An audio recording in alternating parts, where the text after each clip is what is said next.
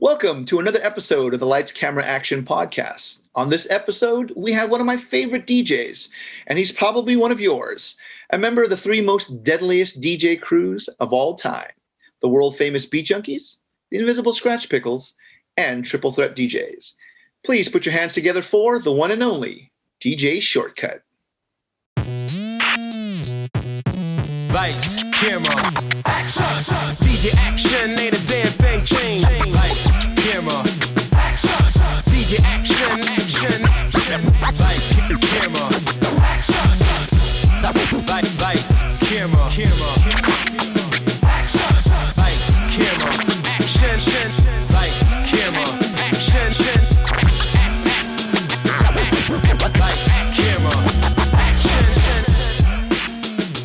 Yo, what's up, man? Yo, there he is. The hardest working DJ in the internet and in the world right now. This guy. What's up, bro? How you doing? Oh, man. First of all, I'm good, man. Thank you so much, first of all, for, taking the time out, man. You are extremely busy, and I am extremely impressed. You have like 10 million things going on. You were at Wingstop Wednesday. You're doing Jojo Flores this Thursday with House, which is awesome, by the way. Dope set. Thank you. Peep that out for a second. What other nights? What else are you got going on? Is it Monday? I pretty much do that. I'm on Wednesday to Sunday at every 8 p.m. PST, and I do a different theme every night. So it's like it just keeps me on my toes. You know what I mean? As far as the daytime sets, it's just that the one today, that Thursday, that we do Got Soul. It's me and like 4 or 5 other DJs from different parts of the world, but we just play deep house, soulful house. That's like my kind of... Oh, I love it, dude. I love it. So dope, man. Yeah, for sure, man. Thank you. So how have you been? And, how have you been handling this time during quarantine? I know you've been busy with all these things. Is that what's helped you keep you on your toes and kind of got to get through this new normal that we're going through? Yeah, when we first got on lockdown, I started kind of messing around on like Facebook Live. I've had an online show for the last 4 years. It's called Off the Shelves, and that's more on some like whenever I'm home kind of thing. I just do it, on if you happen to catch me, you happen to catch me. But now that since the lockdown, I kind of made more about like a kind of structured, try to do a more consistent schedule. You know what I'm saying? Right. Honestly, man, if it wasn't for that, I'd probably go nuts because it's kept me more busier than ever for anything doing this. And, I feel good, man. I just feel like not only am I just DJing for folks, but I think as DJs, we're healers right now. You know what I'm saying? To get people through all this, and I can get them out of their worries and get stuff off their mind for like at least a couple hours. I'm doing my job, and it's good for me too. You know what I'm saying? Yes, definitely. A lot of people are, counting on, yourself and a lot of DJs just for, like you said, the healing aspect, and definitely trying to get everybody, get their mind off this whole quarantine. What do you expect to be different when we decide to open up? Well, first of all, I don't even know when that's going to happen. You know what I mean? Like, who knows when, this might be it for a minute. You know what I mean? And the crazy thing about all this is just DJing from home and streaming. And there's no rules. It's being made up as we go. You know what I'm saying? So. What's up, y'all? Glad to see y'all in there. Hope you guys are doing good. Hope you guys are staying safe and healthy at home. If you guys got to get your groceries or anything you guys got to do right now, do that right now. Like, don't wait. You know what I'm saying? Then you guys can come back and join us and just cut it up all night. You know what I'm saying? So, if things eventually do open back up, I don't think it's going to be a packed club right away. You know what I'm saying? It's not going to be like right. So, who knows, man? Just to be in a club with a bunch of people and having a distance and put on a mask. I don't know if that's even going to be realistic for a lot of people.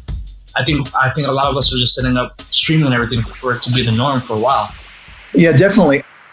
The last time that, we talked or whatever, you were out here, you had surgery, bro, and I was concerned about it. And how did that go? How do you feel about that now? And have you noticed anything different? Because I have, and I'll tell you after you respond to this question. Oh, I didn't have it yet. When last time I saw you, I didn't have it yet. Right, you didn't. But have you had it already? Yeah, man. I don't know if you noticed the way I talk is a lot different. Yes, that's what I was going to say. Yeah. You sound great, by the way. How do you feel? Thank you. I feel awesome. Man, it's like it's a new lease on life, straight up. feels good. I could breathe a lot better. I sleep a lot better. And realistically, back then, before the operation, man, I was kind of nodding off. I'd be like kind of like damn near narcoleptic, man. You know what I mean? Yes. I'm going to share this story with you really quick. We were driving. I think we were going to get lunch or something, and you're out here. And I'm talking to you, or you were talking to me. And then all of a sudden, boom, you're out. And I looked over and I was like, oh shit, are you all right? And then all of a sudden you got back up again and you're like, and I was like, whoa, that's another reason why I'm asking now, because you sound great, by the way, you know, vocally wise, talking, you can tell it on your interviews and when you're on your live streams. Do you see that as well? Or is that something that you're noticing? To be honest, if I didn't have these tonsils out, I probably wouldn't be streaming, to be honest, man. I think I'd be winded. I think people couldn't probably understand what I was saying. But yeah, man, it's been a big change, definitely, man. I feel a lot more energetic and getting a lot more done, and I'm good. I'm good now. Okay, cool. So Short, let's start from the beginning for some of the very few that don't know who you are and what got you into music and DJing. Let's start back there, if you don't mind. We have to go back. Well, how far? The beginning of everything. Well, I started out as a b-boy first, around when I was 7 or 8, and but the thing that always intrigued me while I was collecting records, hip hop records to b-boy, was the scratching of the music. And I'd always go to my dad's turntable, and I've messed up a few needles on that family turntable, which they probably took away from me eventually. And I didn't get into DJing until I'd say 86, when I went to my first junior high dance. You know what I mean? Here in the Bay Area, we have a big history of mobile sound systems, and predominantly it was Filipino. Of course. Yeah, throughout the Bay Area. So I'm pretty much a product of that, man. I used to go to dances and see other DJs, and it was, just intrigued by seeing like a mini rock concert at my cafeteria, watching other DJs, eventually getting my own stuff when I turned 12. Yeah, just how a lot of DJs start off. You get your own stuff, and I got my birthday money. What was your first setup, first mixer and table? My first mixer was this one right here. Oh, you still have it? That's dope. Yeah, it's a Pyramid PR4700. It's almost like a 2200, but this fader is stiff as bricks. So, but yeah, that was my first mixer. I had that and a belt-driven Technics SLBD 2200. It had like a rolling pitch. With my birthday money, I brought that on the bus from the DJ store. Wasn't even tripping about getting jacked for it, but just got on the bus and, couldn't wait to take it home, man. And I did it. So who or what inspires you when you're out to play or anything? What is your inspiration? What do you reach from putting together sets or anything like that? What or who inspires you? Definitely other DJs, whether it be a mixtape or watching, back then a mixtape, or watching other DJs, I guess the VHS days, you know what I'm saying? But definitely online, like just selection, and, I always try to be as versatile as I can, because that's something I learned during my mobile sound system days. And now it's just carrying that with me as I do sets now, especially my crewmates, you know what I mean? The Junkies, Triple Threat, Piklz, like everybody, that just pretty much influences my whole style, like as well as, as far as skills and selection. And what is your creative process like? How does your mind work when you're thinking of sets or thinking of, stuff to play? What is that process like for you? Kind of depends. It definitely, it depends on the gig that I'm booked for. Like if it's like, before I used to be on some, I'll ask the promoter, so what's the vibe of the night? Oh man, you're Shortcut, man. Play what you want, play your way. I'm like, yeah, right. You go there and you totally get thrown off of what you're gonna play, to begin with. But now I kind of go off more of who I'm booked with, and I always like to be at the event like an hour before, just to kind of hear the DJ performing and see what works and see what doesn't work, and just catching the vibe that way. You know what I mean? And I've been trained since I was young to be able to play for anyone in front of you. Nice. So that's how, as far as making, the creative process of making a set or whatever, my creative process is really much just reading the crowd and just seeing what they're into. Because, what you get booked for, might not be what you expected. And you got to switch it up at a drop of a dime. And I never want to get caught not being able to play for the crowd I'm in front of. That's good for you audience members and new DJs. I like listening to that. You know, never get caught with your pants down. Hold up. Never get caught with your pants down. Never get caught. Never get caught with your pants down.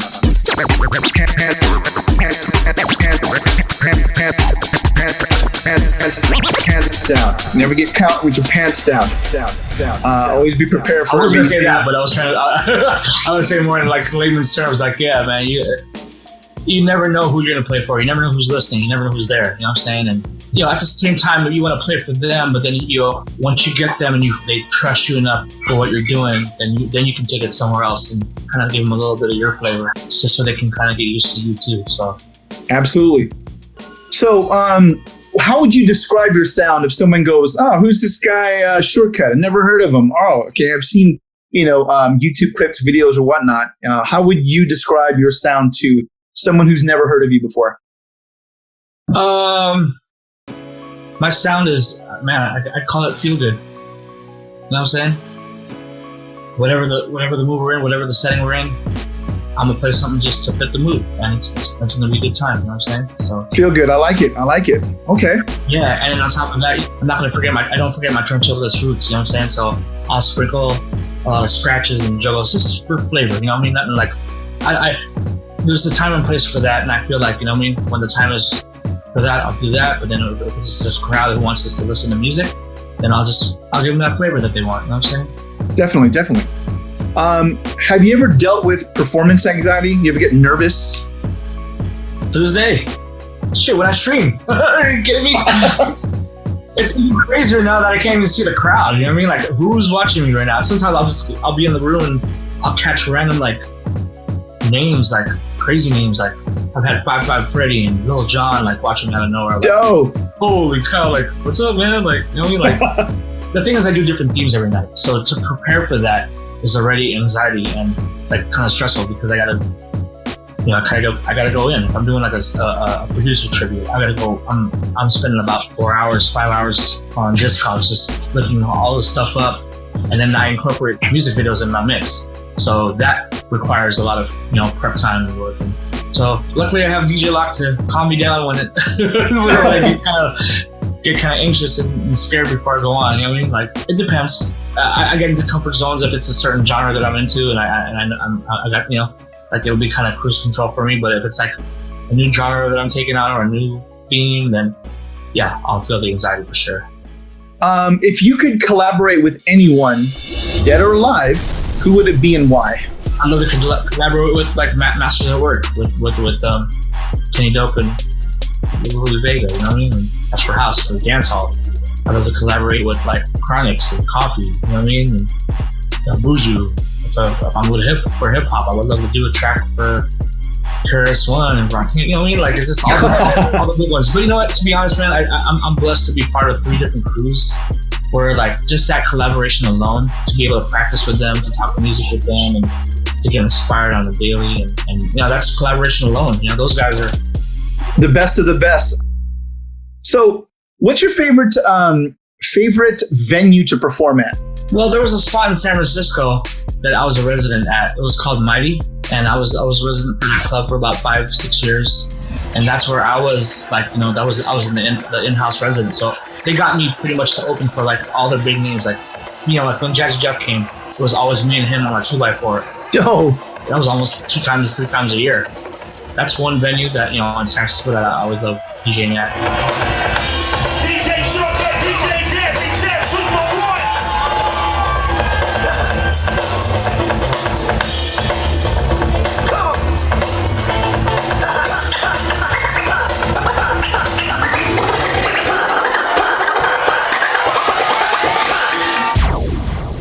Maybe one in LA where the do-over's at. Okay. Yeah, I mean, just the crowd alone and the energy, of course, just it's already built in. And then you get on, you know what I mean? Yeah, shout out to the do-over. Yeah, shout out to the do-over family, K-Cox and Aloe Black and Strong.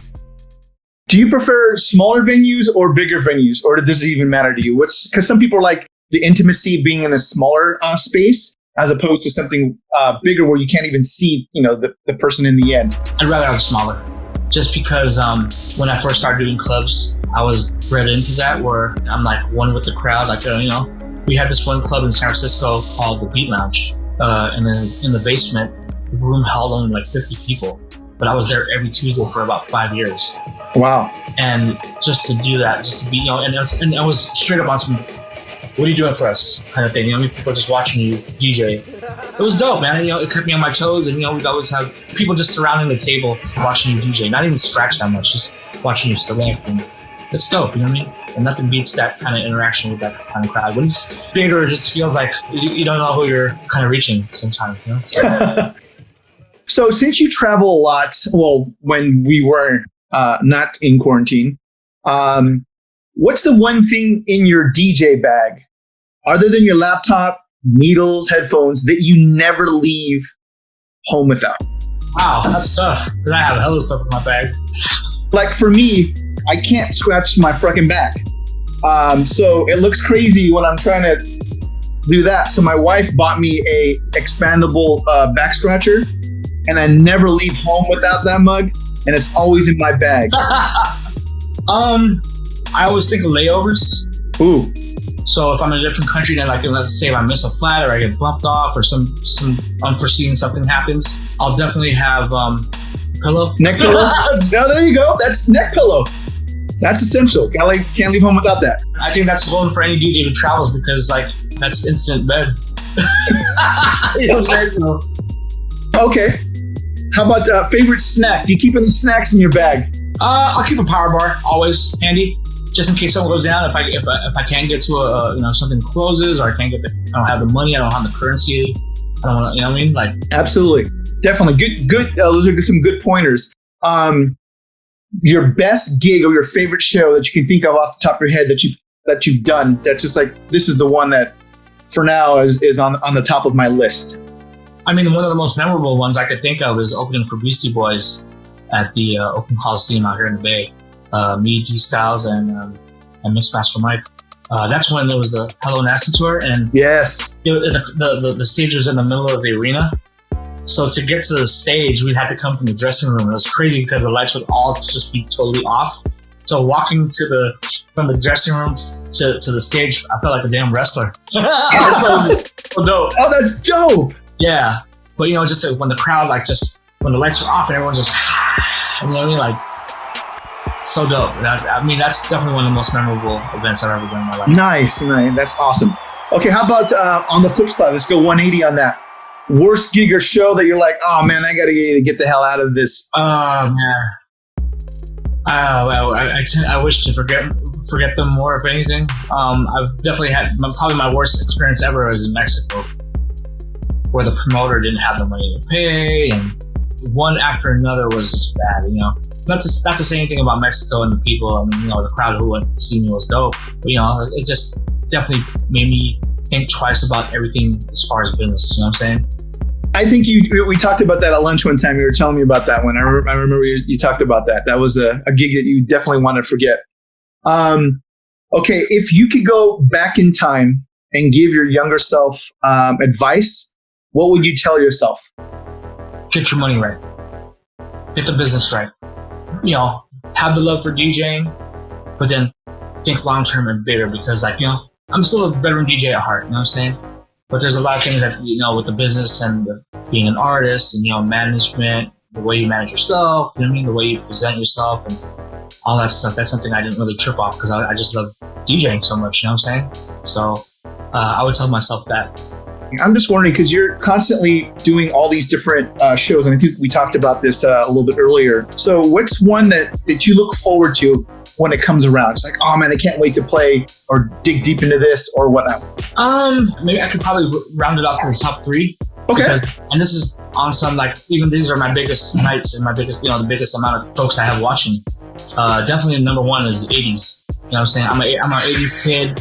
And I play everything from the cheesy one-hit wonder stuff to to the Smiths, to the Cure type stuff, and then new waves to freestyle. Yeah. I mean, that's just 80s in general. I mean, that's my longest set, so I think I went 5 hours on that.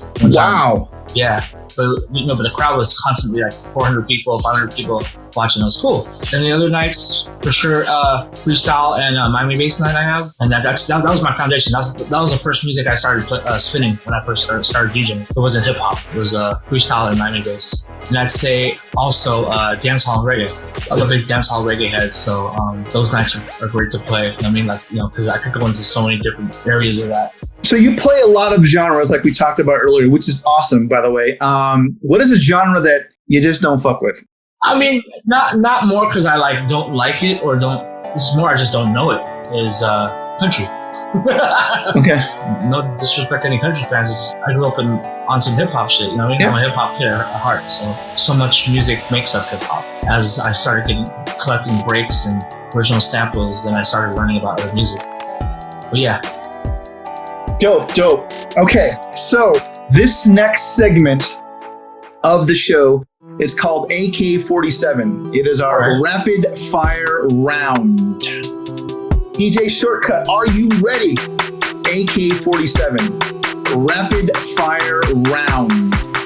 AK-47, AK-47, AK-47, AK-47. Here we go.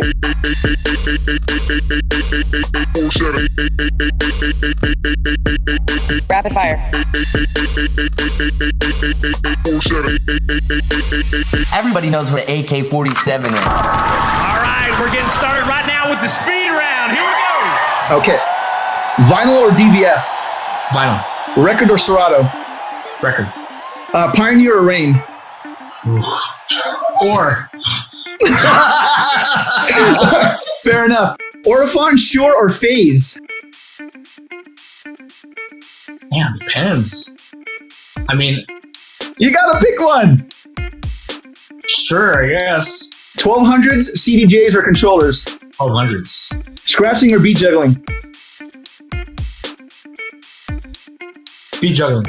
Transformer or flare? Transformer. 100 BPM or 130 BPM? 100. Or fresh?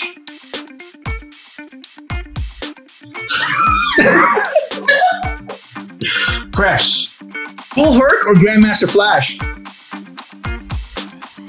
That's tough. Or. Yes. KRS-One or Rakim? Ooh. Man, people are gonna hate me. Yo, KRS for me. Okay. Tupac or Biggie? It gets harder. Damn, man, this is tough, dude. Biggie, I guess. For me. Nas or Jay-Z? Nas. Pharrell or Timbaland? Pharrell. This one's gonna. I have to. Beat Junkies or Piklz? Ah, come on, dude. That's not cool. So you can say or on that one. That's a super or right there. I mean, that's like yin and yang for me. I mean, like. Oh, this is even harder. And again, these questions are for, all DJs. And these are the questions I go with rapid fire. Qbert or D-Styles? Ah, come on, man. Okay. Or. They got funk or soul? Funk. Black or white? Black. Red or yellow? Red. Prince or Michael? Prince. Janet or Madonna? Janet. Whitney or Mariah? Whitney. Electro or house? House. Okay, of course. Hip hop or R&B? Hip hop. Winter or summer?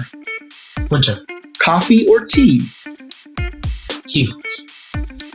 Cream or sugar? Cream. Vanilla or chocolate? Vanilla. Breakfast, lunch, or dinner?